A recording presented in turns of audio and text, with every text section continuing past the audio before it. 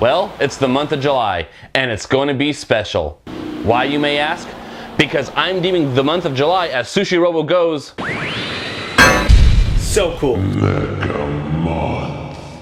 This is Cybernator, a run-and-gun action game that's a part of the mecha genre. It's also commonly believed to have inspired the popular title Metal Warriors. Yeah. When it comes to weapons, you're not limited either. The pause screen has a window where you can select different weapons by hitting X. That was it. My review is Cybernator for the Super Nintendo. Totally gonna get this game. I hope you enjoyed, because Mecha Month has just begun, and there's way more to come. Mega Month. So let's continue it with this game. It's called Metal Storm. Yeah. So it's been about 2 years since I've played this game. A little bit rusty. I did a little bit of a warm-up, realized how rusty I am. Hello everyone! It's still the month of July, which can only mean one thing.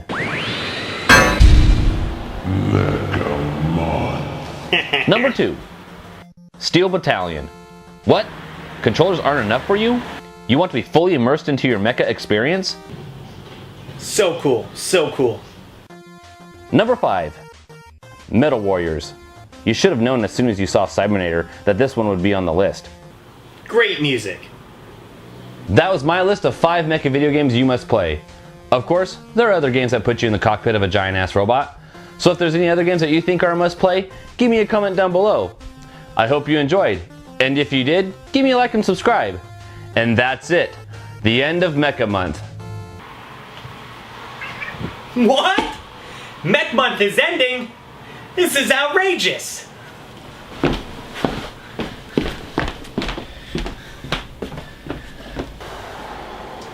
Where's that game?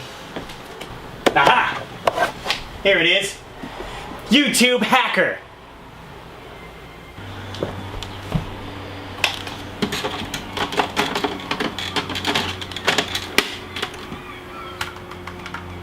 Hey guys, it's Chris from CrossShop, and today I'm bringing you a...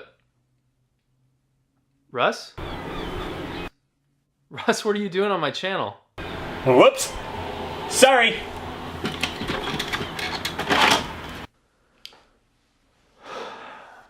That was weird.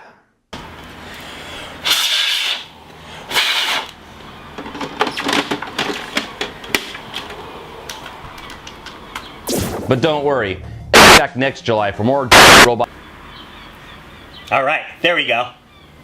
action. Whoa! Hold up! You can't end Mecha Month. Not just yet. Not until you played this game. Who are you? And how did you get on my channel? Using my ultra patented YouTube Hacker NES game. Batteries not included. Noted. Now who are you? It's me, Russ Lyman. You know, I subbed to your channel a couple months back. Even though you didn't sub back to mine. Oh, sorry. Are you like new to YouTube or something? I have more subs than you. Oh, shit. Sorry. Okay, but what's so special about this game that you were compelled to invade my show? It's Mecha Month, and this game has mechs in it. What kind of mechs? Giant robot dinosaurs that you can pilot. I'm listening.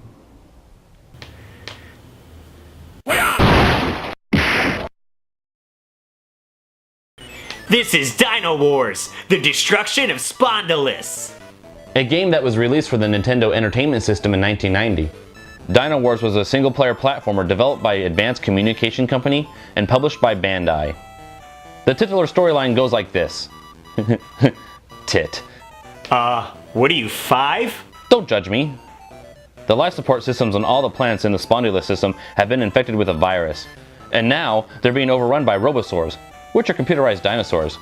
Their creator, Professor Proteus, has come to the conclusion that his robosaurs have been sabotaged by his former colleague, Dr. Brainius. Ha! Dr. Brainius? What kind of name is that? You chose this game. Anyways, now Professor Proteus is determined to put an end to it with the help of his ultimate robosaur, dubbed Cyberosaurus. Unfortunately, Dynowarz received mostly negative reviews, due to its subpar graphics and notorious multiple bugs, even receiving a low rating from Nintendo Power magazine. But it did receive praise for its dynamite soundtrack. Pun definitely intended. Well, there's only one way to find out if this game is worthy of such negative reviews. Ooh, can I say it? Say what? You know, the catchphrase you say before you put the cart into the console? But do you really think I should swear? Yeah? Let's pop this son of a bitch in and play it. Good job. Dynowarz is a game that takes place in the far future, and there are two different types of levels when it comes to gameplay. When you're in a regular spacesuit running on foot, and when you jump into your giant mech dinosaur and wreak havoc punching other mech dinosaurs. As you can tell, I enjoy the mech dinosaur part more. The levels are very linear, where they start you off in your spacesuit and you're traveling towards the right to find one of the supercomputers so you can destroy it. Once you do, you make your way back to the beginning of the stage. I'm not too fond of this. Backtracking is unnecessary. I mean, yeah, I guess it's more realistic where you would have to travel back to get to your mech dinosaur, but I think it just slows down the flow of the game. The parts with you in the spacesuit are very similar.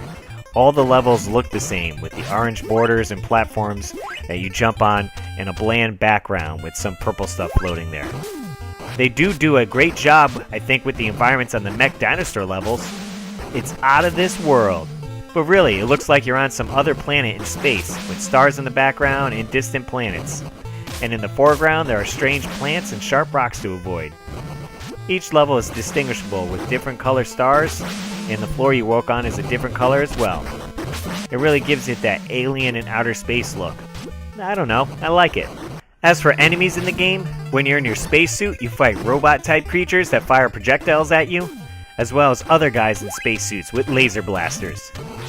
The supercomputers at the end of each level look like a dumbed-down version of Mother Brain from Metroid. I wish they gave you more variety with how they look from level to level, making them stand out more. I guess they got a deal buying the same supercomputer in bulk at a warehouse or something. Once you jump in your giant mech dinosaur, the enemies change. You are now fighting other mech dinosaurs, which include T-Rex looking ones, a Stegosaurus, pterodactyls, triceratops, and a few tiny dinosaurs. There are also some spikes to avoid and random robot shapes that shoot projectiles at you. I think they were creative as they could be with the enemies. I mean, the main reason most kids probably rented or bought this game was because of the cool dinosaur on the cover, so naturally they wanted to see other cool mech dinosaurs in the game. The difficulty with this game is not really there. Once you really get the hang of the gameplay and weapons, you could beat this game in around a half an hour. The only times I really died was by falling in some pits when I was in my spacesuit, or even in the mech dinosaur. You get plenty of power-ups and energy tanks to replenish lost life, so you rarely die from low health. Even the boss battles become easy once your weapon is fully powered up.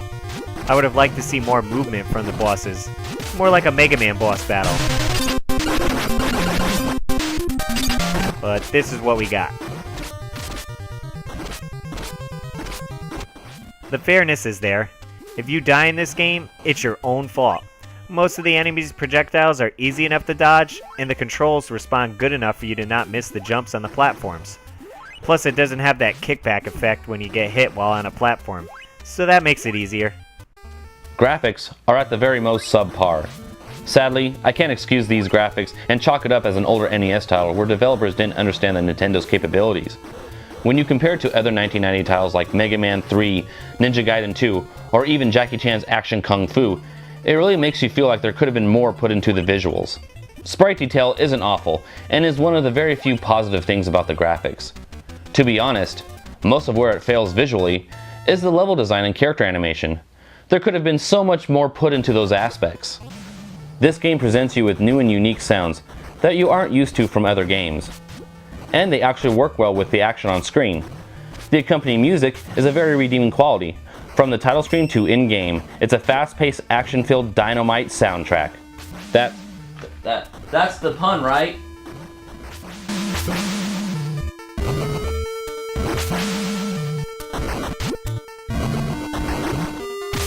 Does Dynowarz truly deserve the negative reviews? Well, yeah. It's not that good of a game, but it's by far a total dumpster fire. It's all relative though. While some people see the game's true inner beauty, wherever that may be, while others like myself take it for face value and don't see much of a great game. But there's no shame in enjoying this title. Dynowarz on the NES is a great game. It's got bang for your buck. It's short and you can complete it in one sitting and have a good time playing it. Yeah, it may not be a Mega Man or a Super Mario, but it definitely has some fun mechanics and a cool concept. Definitely give Dynowarz a chance before it's extinct. Well, there you have it. A very special review of Dynowarz, the Destruction of Spondylus. A very special thank you to Russ Lyman for invading my channel and doing this review with me. Alright, let me unhack my way off your channel. See you later, SushiRobo. If you're interested in Russ's channel and want to see what he does, I'll leave a link to his stuff in the description below. And shoot him and subscribe if you haven't already. I hope you enjoyed this review, and if you did, give me a like and subscribe. And as always, I'll see you in the next video.